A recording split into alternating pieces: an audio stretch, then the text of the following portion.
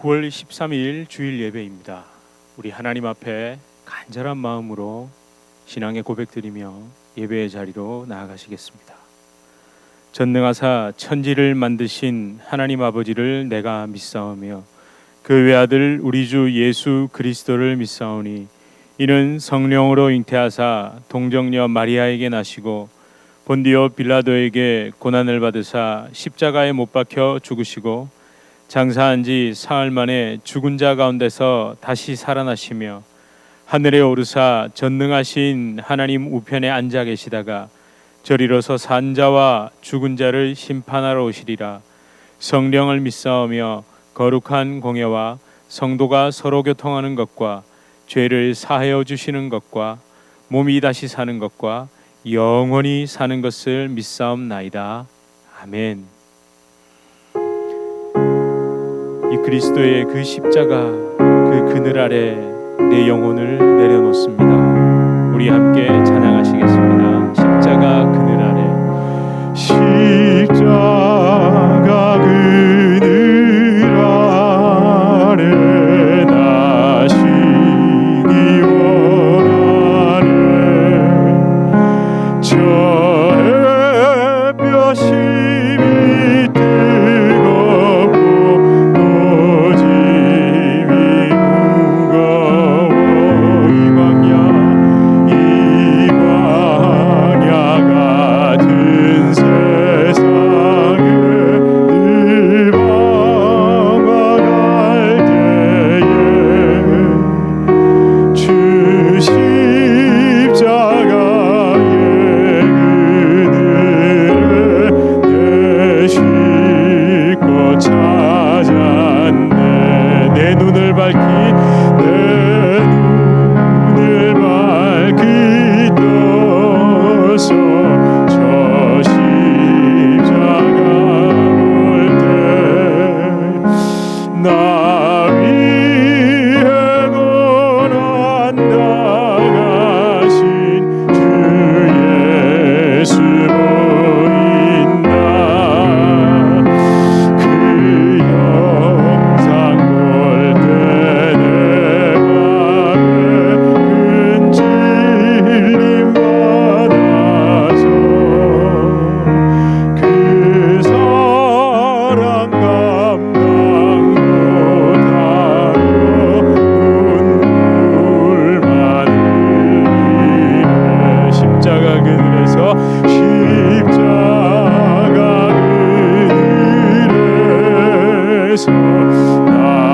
낙인이 살게 나 사모하는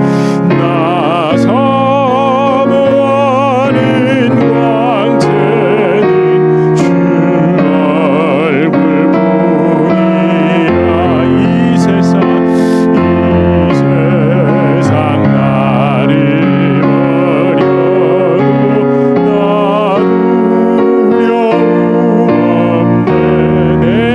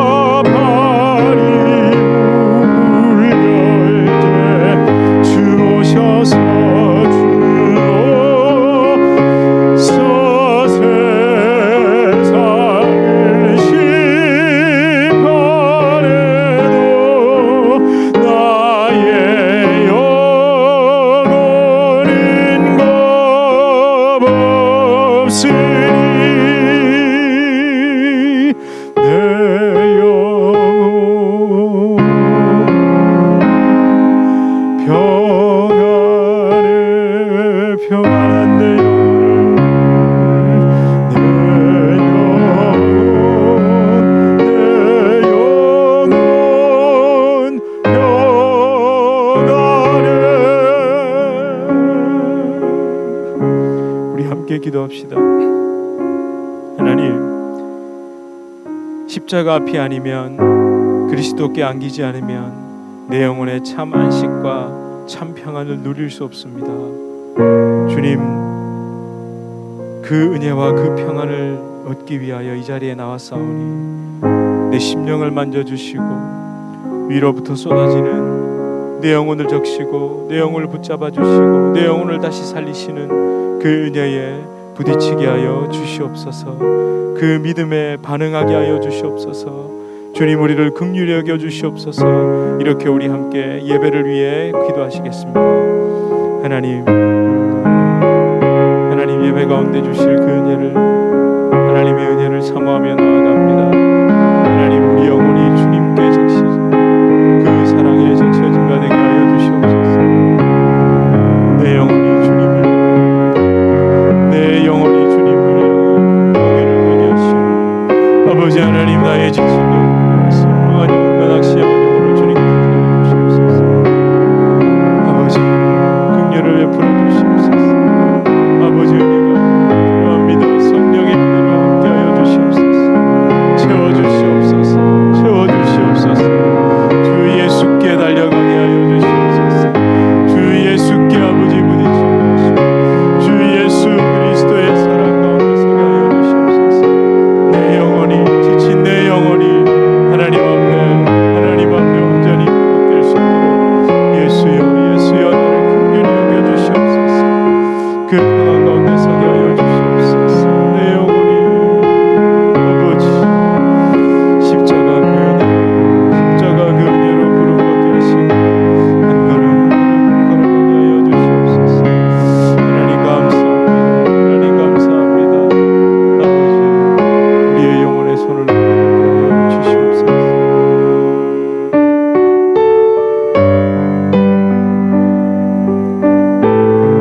나를 붙잡아 주시고 나를 불러주신 그 하나님의 은혜 가운데 나아갑니다.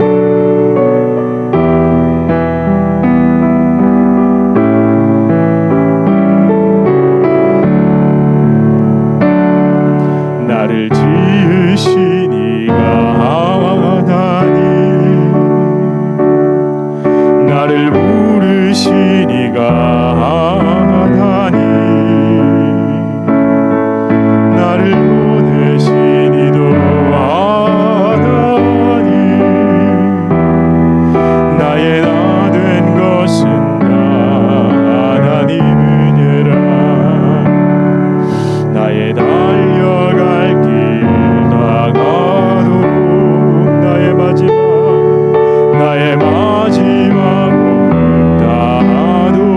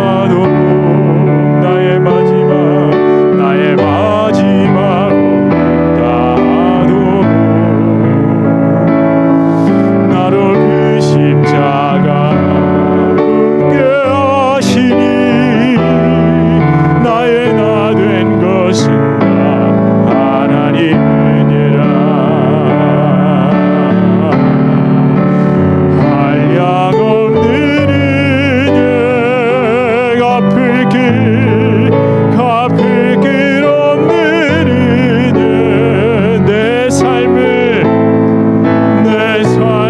애워 사는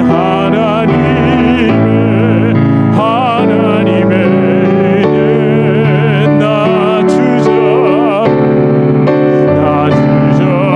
없이 그 땅을 밟음도 나를 붙드시는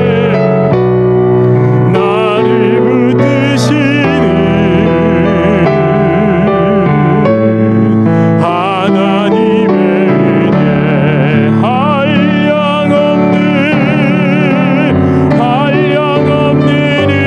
은혜 갚을 길 없는 은혜 내 삶을 애워 사는 하나님의 은혜 나 주저함 없이 그 땅을 밟음도 나를 붙드시는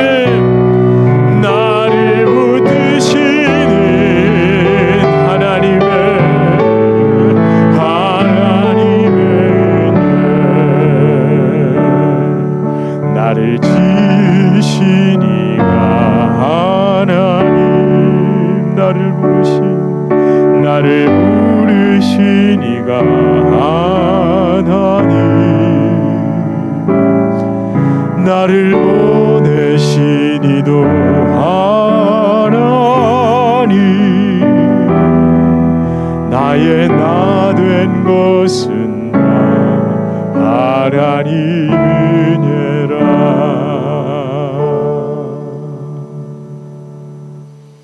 기도해 주십시오.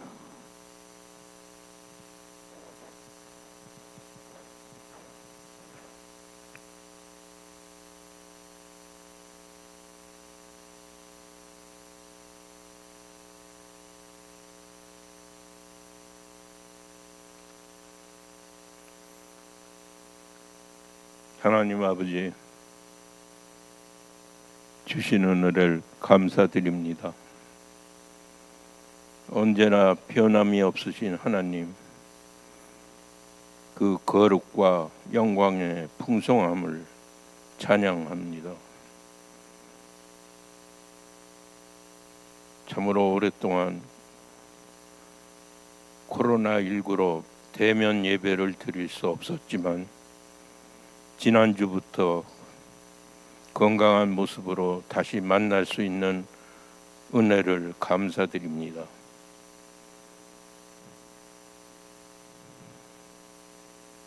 지금도 많은 주님의 백성들이 각자 외로울 때와 고통과 절망적인 순간에도 코로나19 바이러스로 인한 위험 속에서도 주님의 지팡이와 막대기로 우리를 보호해 주시니 감사를 드립니다.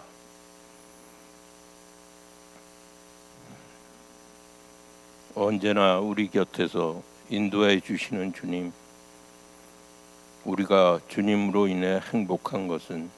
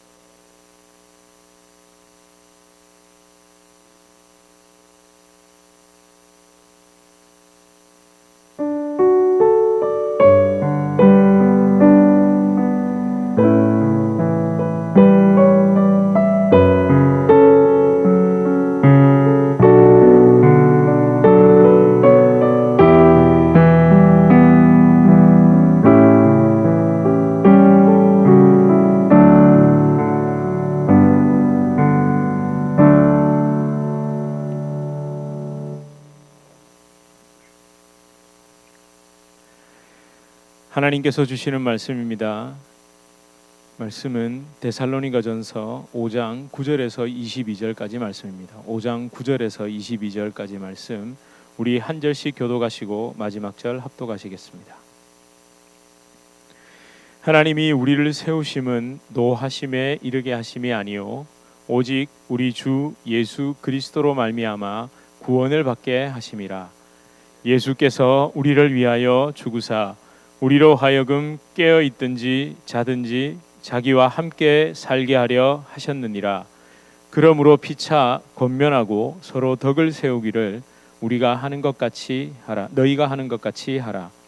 형제들아, 우리가 너희에게 구하노니 너희 가운데서 수고하고 주 안에서 너희를 다스리며 권하는 자들을 너희가 알고 그들의 역사로 말미암아 사랑 안에서 가장 귀히 여기며 너희끼리 화목하라.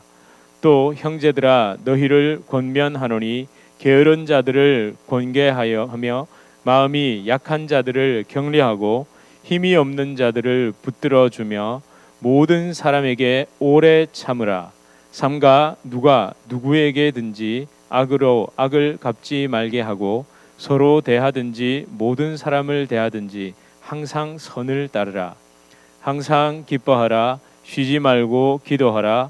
범사에 감사하라. 이것이 그리스도 예수 안에서 너희를 향하신 하나님의 뜻이니라. 성령을 소멸하지 말며 예언을 멸시하지 말고 범사에 헤아려 좋은 것을 취하고 악은 어떤 모양이라도 버리라. 아멘. 예, 우리 서로 좀 이렇게 인사하시겠습니다. 잘 오셨습니다. 반갑습니다. 예, 또 아이고 또 오셨고요. 아이고 너무 감사합니다. 이 점점 데살로니가 전서의 마무리를 향해 가고 있습니다. 4장 13절에서 시작된 구체적이고 명확한 그 예수 그리스도의 재림에 대한 기록, 그 기록은 재림에 대한 막연한 두려움, 공포심을 벗어나게 만들었습니다. 무엇보다 예수 그리스도께서 십자가에서 이루신 구원의 확실성은 평안함, 기대감, 감사함으로 재림을 바라보게 만들었습니다. 재림의 핵심은 7년 대환란, 이런 것들을 그것으로 상징되는 엄청난 환란이나 고통이나 고난이 아닙니다. 그 고난을 피하기 위해 건짐받는 거 있잖아요. 그러니까 휴거, 이런 게 바로 재림의 핵심이 아니었죠.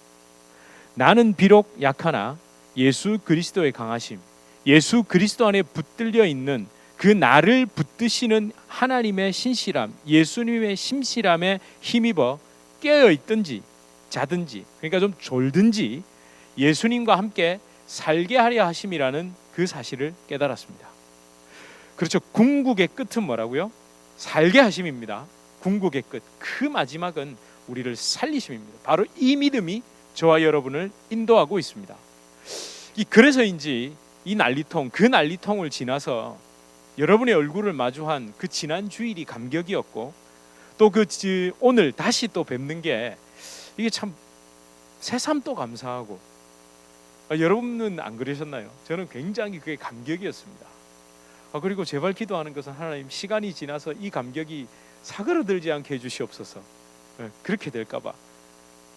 그래서 다시 어떤 일이 발생하더라도 그런 얘기가 많잖아요. 2차 팬데믹이 온다, 뭐가 어쩐다, 뭐 내년 연말이 돼야 이게 뭐 이렇게 된다 저렇게 된다. 근데 그게 중요한 게 아니라 궁극의 끝, 마지막은 하나님이 우리를 살리시는 겁니다. 살리시게 하심을 믿고 여러분 승리하실 줄 믿습니다. 자, 말씀을 함께 나누기 전에 질문 하나를 좀 드려보겠습니다. 오늘 설교 제목이 좀 어색하지 않으세요? 그러니까 안 보셨나요? 주보에 나와 있는데 뭐라고 돼 있죠? 무너뜨리고 다시 지은 집입니다. 무너뜨리고 다시 지은 집. 근데 오늘 본문을 가만히 보니까 집이라는 게 안 나오잖아요. 집 무너뜨리고 이런 거 안 나오죠. 그 한번 생각을 해보셔야 되는데. 잘하시잖아요. 어떤 분들은 오시자마자 탁 본문 보고 제목 딱 보면 오늘 결론이 어디로 가겠구나 아시는 분들도 계시거든요. 신앙생활 오래 하시면 예측이 되지 않습니까? 이거 애써서 만들었는데 꼭 좀 한번 읽어보세요. 예측하는 것도 나쁘지 않습니다. 때로는 예측이 깨뜨려지는 것도 좋으니까요. 자, 그런데 오늘 본문을 아무리 봐도 무너뜨리고 다시 지은 집. 제가 사실 영적 재건축 이래 보려다가 한국은 재건축 이슈가 굉장히 민감하거든요. 근데 그러려다가 아니요, 무너뜨리고 다시 지은 집 이렇게 정해봤습니다. 데살로니가전서 4장 13절에서 시작된 그리스도의 재림, 그게 이제 집중적인 그 설명이 5장 10절에서 마무리되죠. 그리고 그 뒤에 단락이, 그 뒤에 내용이 어떻게 전개됩니까? 바로 11절 이하의 내용이죠. 11절 이하의 내용입니다. 11절, 그러므로 어떻게 하랍니까? 덕을 세우기를 너희가 하는 것 같이 하라, 이렇게 말하죠. 덕을 세우기를, 그런 거 보면 데살로니가 성도들이 굉장히 이 덕을 잘 세운 것 같아요. 모범이 되고, 물론 앞에 그런 내용이 있죠. 초신자 치고는, 처음 믿은 사람 치고는 굉장히 그런 걸 잘했던 모양입니다.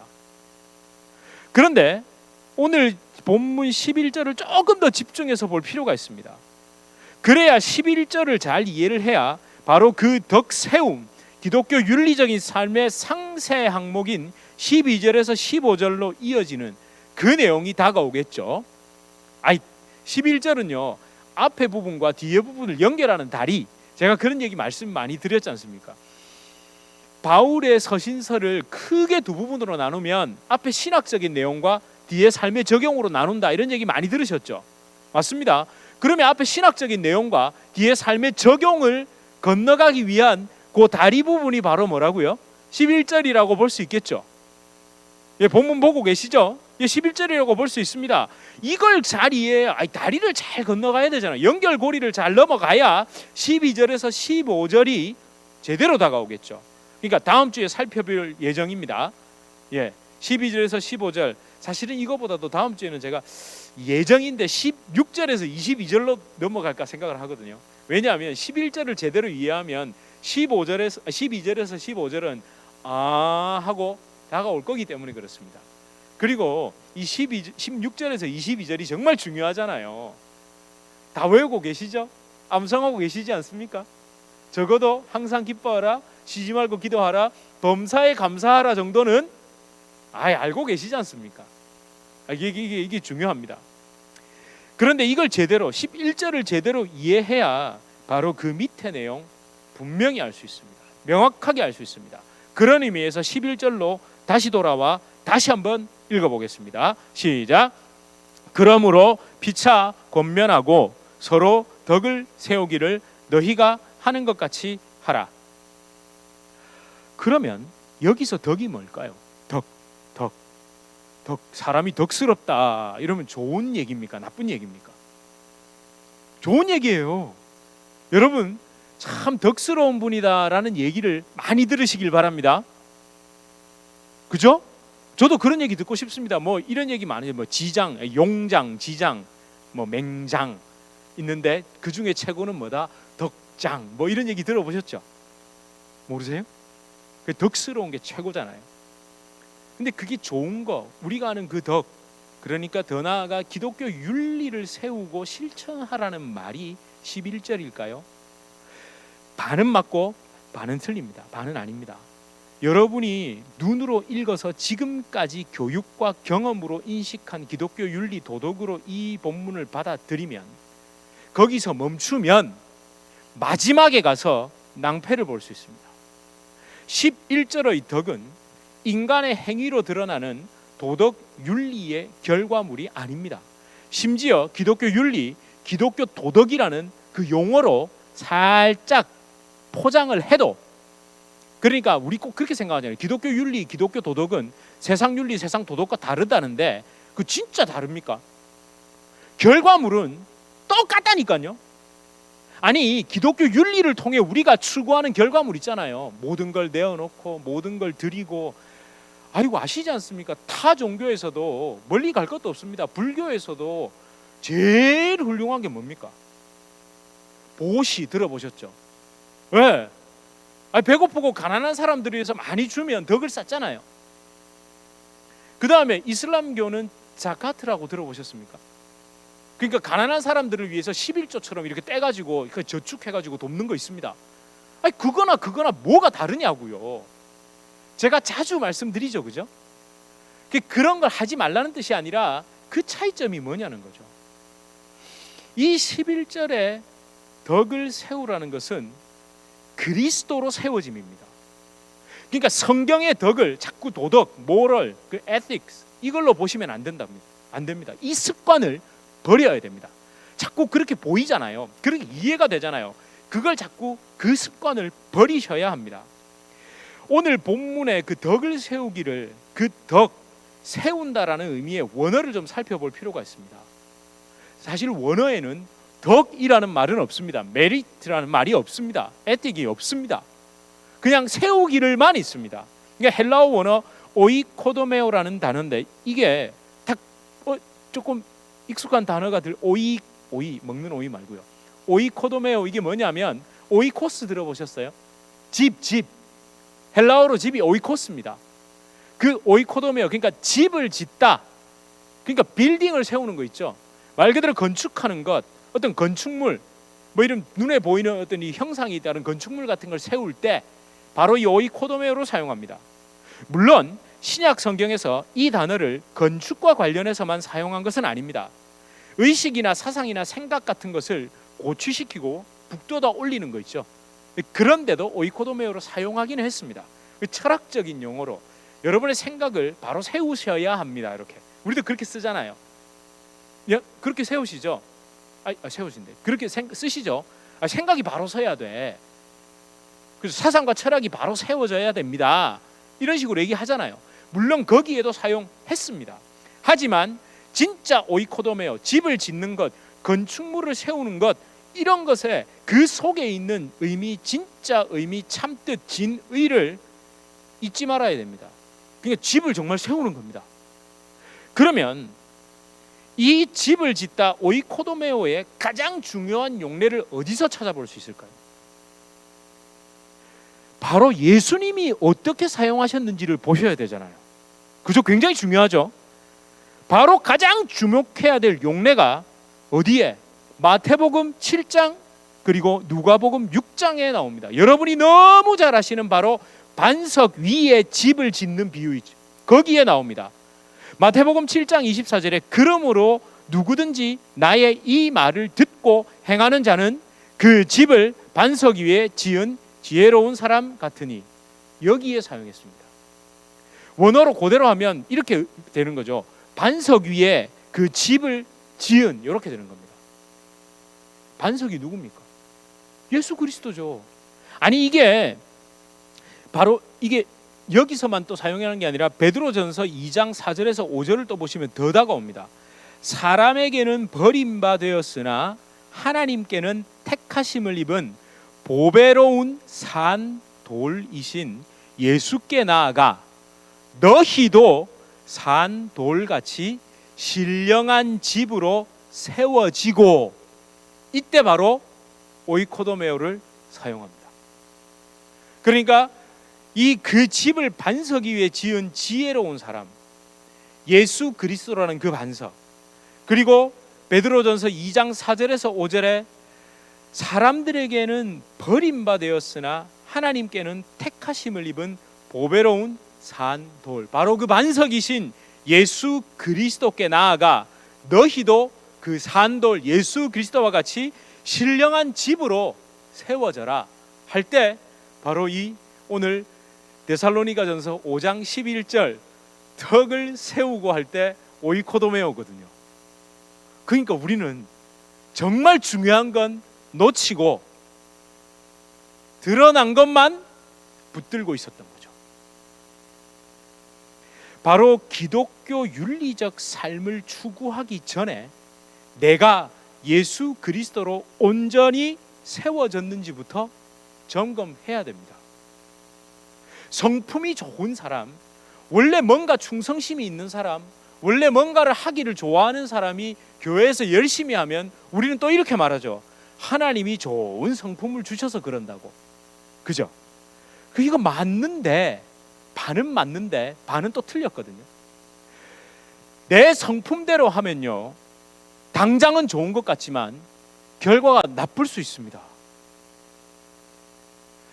차마 너무 구체적인 예를 들 수가 없는데, 지금 이 어려운 상황 속에서 교회에 예산도 있고 뭐가 많아서 충분히 할 수 있는 역량이 되어 어떤 성도를, 어떤 사람들을, 힘든 사람들을 막 도와줬습니다.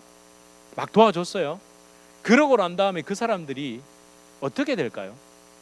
나중에 그 도움이 딱 끊어졌을 때 어떤 반응을 보일까요? 저 실제로 그걸 봤습니다. 교회에서 나가는 구제 그 헌금 같은 거 있죠. 그게 이제 하다 보면 상황이 바뀌어서 이렇게 다른 분으로 옮겨지고 이럴 때가 있거든요. 그러면 희한합니다. 어떤 분은 아우 감사합니다, 괜찮습니다, 저희 그래도 형편이 많이 나아졌어요 이러면서 그렇게 되는 걸 기뻐하시는 분이 있고요. 어떤 분들은 좀 속상해하는 분들이 있고요. 어떤 분들은요 오히려 왜 이 말 아시죠? 이게 먹긴 사람이 화낸다고 굉장히 자존심 상해하면서 교회를 안 나오는 경우도 봤습니다. 그러니까 그런 돕는 걸 하지 말라가 아니라 이거 진짜 민감한 문제고 이거 진짜 어려운 문제라는 거죠. 왜 너무 잘 아시잖아요. 가난한 분들에게 미국 얼마나 많이 줍니까? 지금 이번에 이 사태를 통해서도 정말 엄청나게 그죠? 줬죠? 그래서 이런 말도 들었습니다. 아이고 일 안 하는 게 차라리 일한 것보다 낫다고. 진짜 그렇더라고요. 실업수당에다가 플러스 막 해가지고 막 주니까 이게 그렇더라고요. 근데 그 사람들이 정말 고맙다고 생각하고 다음에 열심히 일을 할까요? 이 차는 언제 주지? 또 안 주나? 이러고 있을까요? 그잖아요. 그 병폐를 여러분 너무 많이 보시죠. 있다고 마음대로 하는 것도 아니고 내 성품대로 하는 거 아닙니다. 덕을 행함에 있어서 가장 중요한 것은 정말 내가 이것이 그리스도 예수로 세워진 그 마음으로 하는 것인가 아닌가 점검이 필요하다는 거죠. 근데 그 점검은 단순히 돕는 게 다 좋은 게 좋은 거예요. 푸떡 넘어가는 게 아닙니다. 점검을 어떻게 하죠? 까다롭게. 점검은 어떻게 해요? 까다롭게 하셔야 됩니다. 한번 내 심령을 정말 까다롭게 한번 돌아보십시오. 사실 참 많은 사람들이 예수님의 복음을 헷갈려합니다. 너무 혼동합니다. 단순하게만 말씀드릴게요. 크게 두 가지로 나뉩니다. 첫 번째, 복음을 어떻게 착각하죠? 복음을 천국 티켓 확보하는 결로 착각하죠. 예수 믿으면 천국 간다, 구원 받는다, 그죠? 아니 맞는데 그걸 까다롭게 점검하지 않으면 천국 티켓 받는 것에서 끝난다는 거예요. 그렇게 돼서 어떻게 하죠? 아니 내세 천국에서도 복받고 현세에서도 복받고 하면서 그건 자연스럽게 기복신앙으로 흘러가게 돼 있습니다. 그래서 이것에 대한 반작용이 뭘로 나왔죠? 지금 기독교 윤리로 나왔잖아요. 그래서 기복만 추구하다가 사람의 삶이 다 엉망이 되니까 그거에 대한 반작용으로 두 번째 오해인 기독교 윤리가 복음인 것으로 착각하잖아요. 자, 성경을 좀 읽으신 분들은 마태복음 7장 24절에 그러므로 누구든지 나의 이 말을 듣고 행하는 자는 그 집을 반석 위에 지은 지혜로운 사람 같으니 이게 쫙 전체가 들어올 겁니다. 그러면서 뭐에 딱 눈이 갈까요? 이 말을 듣고 행하는 자라 그랬잖아. 이 말을 듣고 행하는 자라 그랬잖아. 그래서 그 앞에 내용이 뭡니까? 그 유명한 산상수훈입니다. 그렇게 행해야 돼. 그리고 이 말을 하기 전에 예수님이 뭐라고 얘기하시죠? 네 열매로 알리라고 했지 않냐고. 열매 이야기합니다. 그런데 잊지 말아야 될 게 있습니다. 산상수훈을 누구에게 말씀하셨죠? 안 믿는 자들에게 말씀하셨습니까? 믿는 자들에게 말씀하셨다는 걸 잊지 마십시오. 산상수훈은 유대인들의 그 포장된 종교성과 도덕성을 질타하시는 겁니다. 너희가 행하는 그 도덕성과 그 종교성이 그게 너희의 의로움인 줄 아니? 그거 아닌데 라고 말씀하신 겁니다. 너희가 정말 의에 진정한 그리스도의 대속에 의해 하나님이 베푸신 그 대속의 은혜에 목말랐느냐? 아니 너희는 그 종교성의 의로움에 배불러서 자기가 취해서 네가 의로운 줄로 착각하고 살았잖아. 그게 너가 있는 건데 우리는 그걸 어떻게 해요? 의로움으로 행한 것, 자꾸 해석하는 겁니다.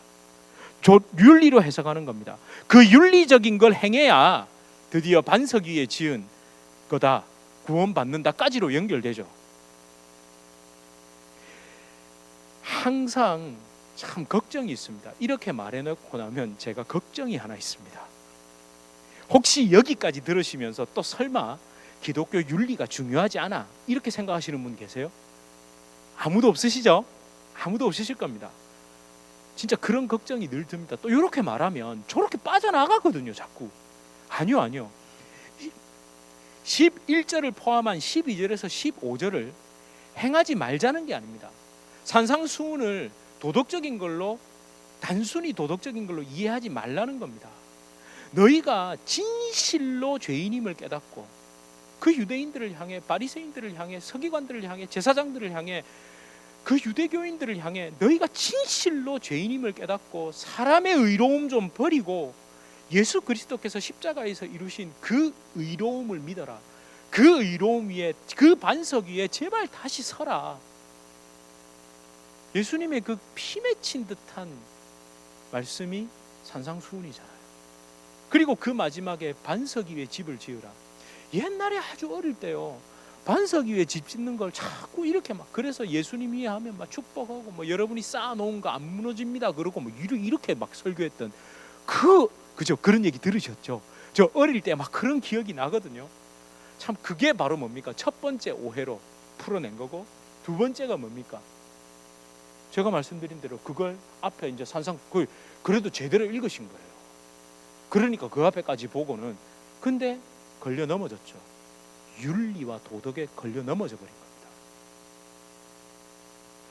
예수로 세워지려면 이 근본적인 질문, 예수 그리스도로 지은 바 되려면, 그래서 가장 먼저 해야 될 게 뭡니까?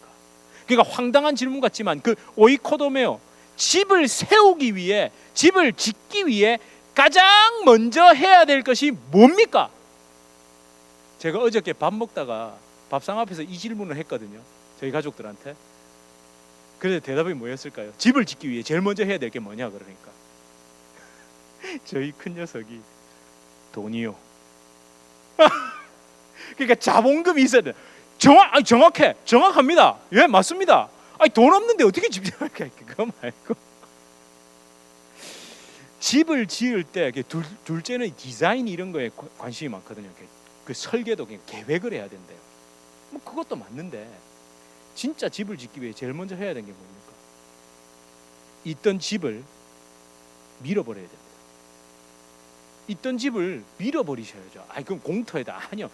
우리는 각자의 인생을 살아가면서 사실은 죄성을 가지고 태어나면서 이런 모양이건 저런 모양이건 자기 스스로 집을 다 만들어 놨거든요. 그죠? 만들어 놓으셨잖아요.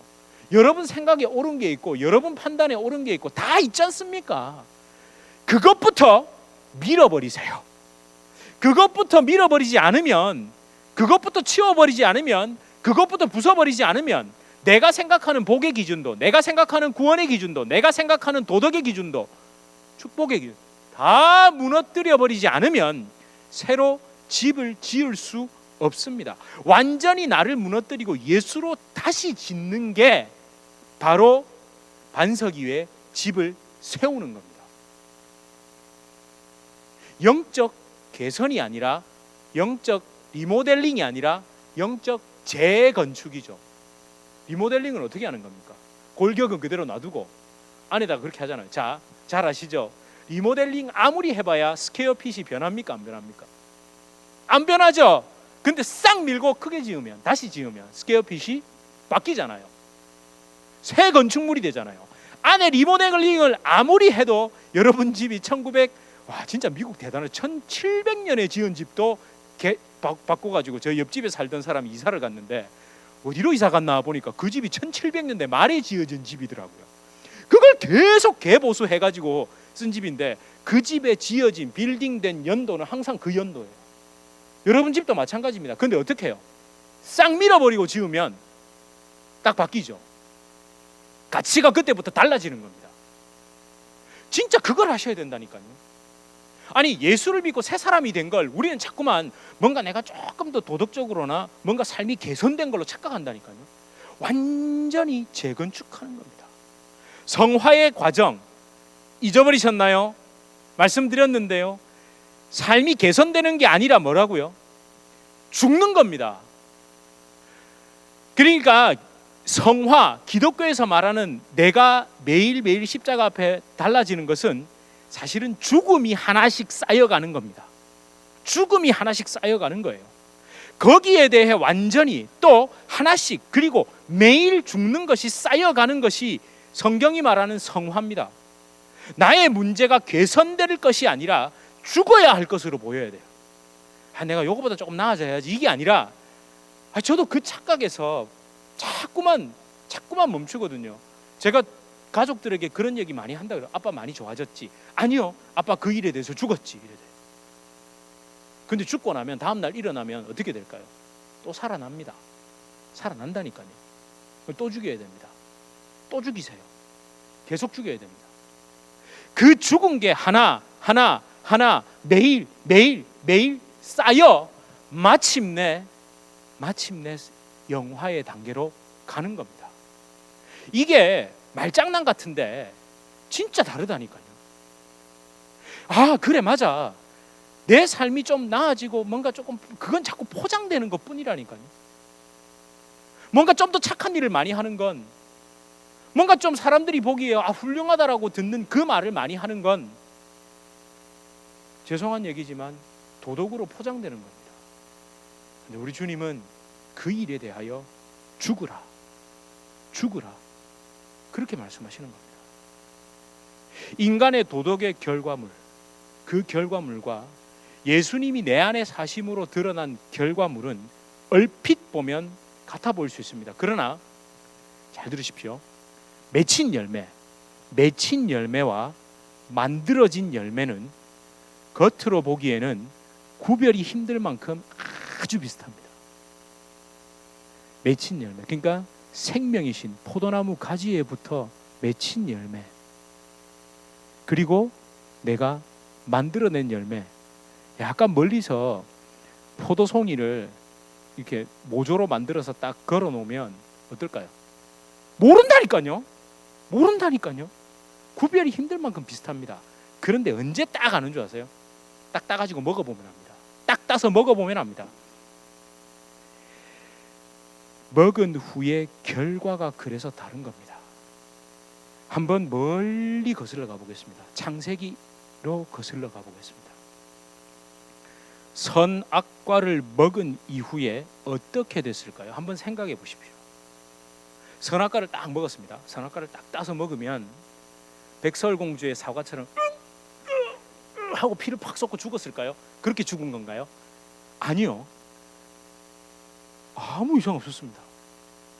그럼 먹었다고 이렇게 죽었으면 어떻게, 아담이 안 먹었겠죠. 하와가 먹어 죽었으면 하와가 안 먹었을 거 아닙니까? 예? 안 죽었다니까요. 근데 어떻게 됐죠? 뭘 시작했죠? 거짓말을 시작합니다. 그 거짓말을 시작한 게 뭡니까? 거짓말은 사실 자기 정당화라는 거 아세요? 그 행동에 대한 자기 정당화를 하죠. 왜 자기 정당화를 하느냐? 그걸 먹는 순간 자아가 자라났기 때문에 그렇습니다. 내가 자라나니까 나를 정당화하는 거예요. 그렇게 영혼의 길을 닫아버리고 하나님 말씀도 들어오지 않고, 그리고 그냥 내가 생각한 것이 옳다라고, 그렇게 자아가 점점 자라난 겁니다. 내 속에 자아가 점점 자라나니 뭘 밀어낼까요? 하나님을 밀어낸 겁니다. 그렇게 영원한 생명이신 하나님을 밀어내고 내가 나의 주인 된 것. 그러니까 영원한 생명을 밀어내니 뭘 맞이할 수밖에 없습니까? 죽음을 맞이할 수밖에 없었던 겁니다. 절대 오해하지 마세요. 선악과 먹었어, 너 죽어, 이렇게 한 게 아니라고요. 하나님이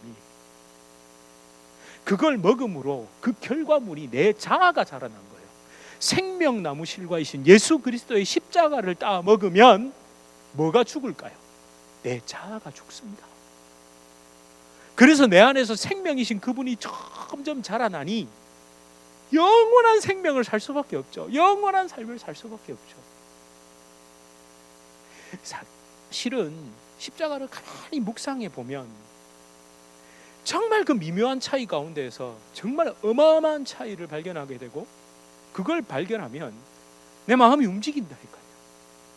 진짜 내 영혼이 움직인다니까요.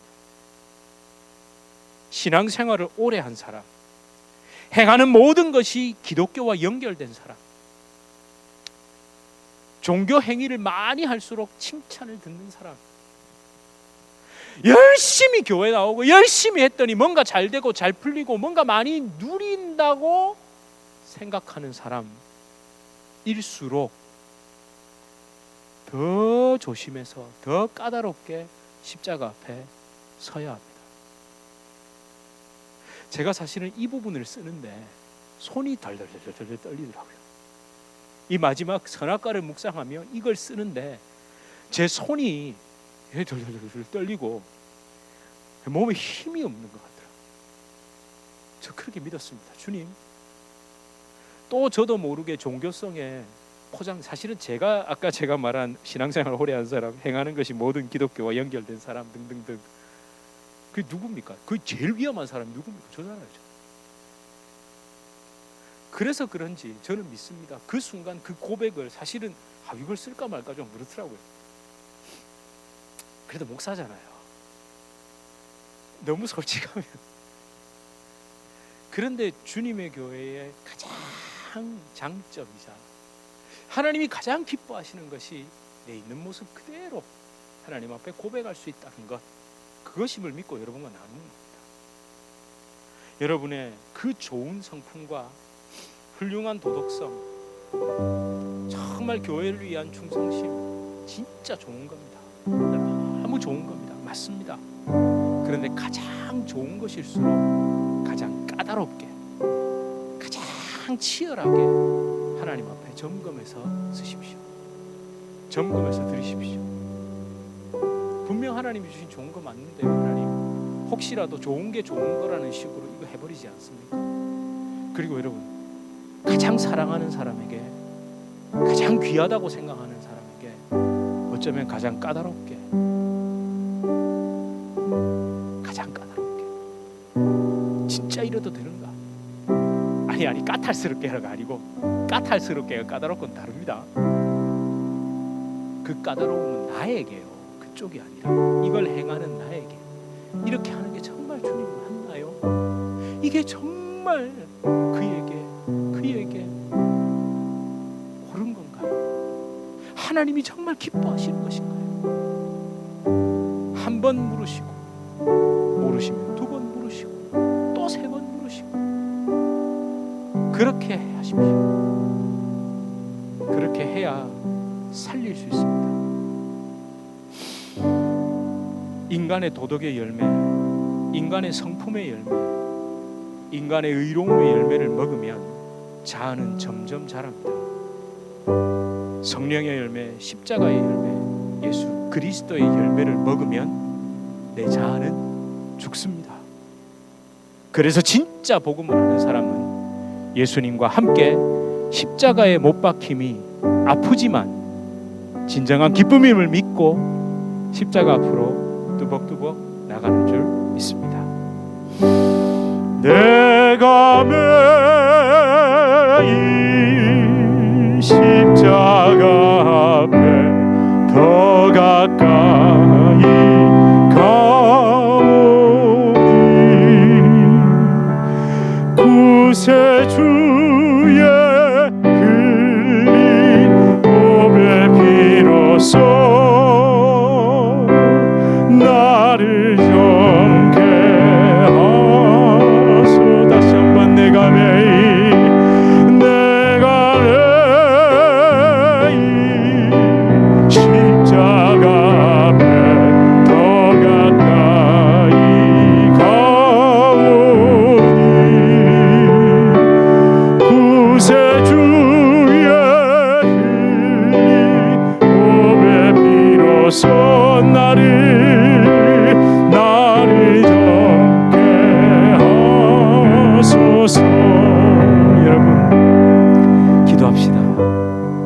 기도해야 됩니다.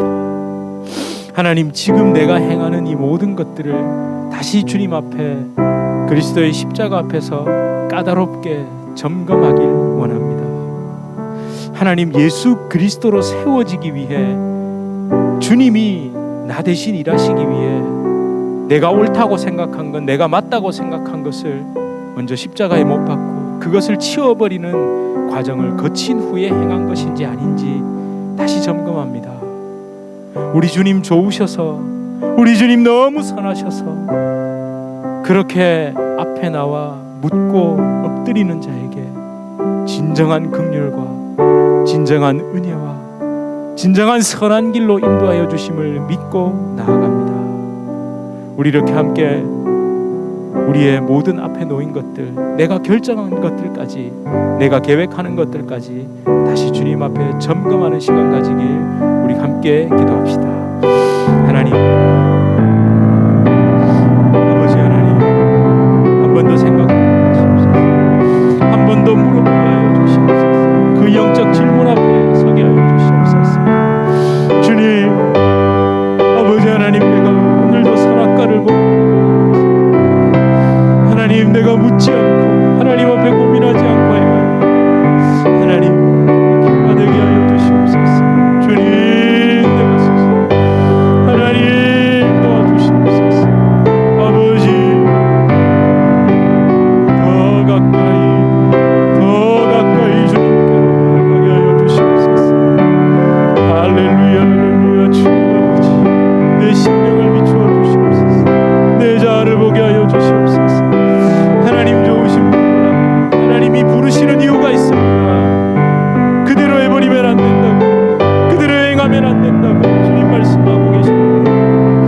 한번 묻는 것이 그렇게 없습니다. 한번 잠깐만 주여 주시옵소서.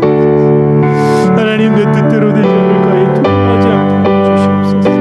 주여, 선하신 분과 함께하신 주님의 신심을 바랍니다. 아버지 감사합니다. 내가 매일 십자가 앞에 더 가까이 가오니 구세주의 흘린 보배 피로써 나를 정케 하소서. 하나님, 귀하게 짓는 것일수록, 귀하게 계획한 것일수록, 정말 중요하다고 생각하는 것일수록 까다롭게 점검해야 합니다. 까다롭고 세밀하게 점검해야 합니다.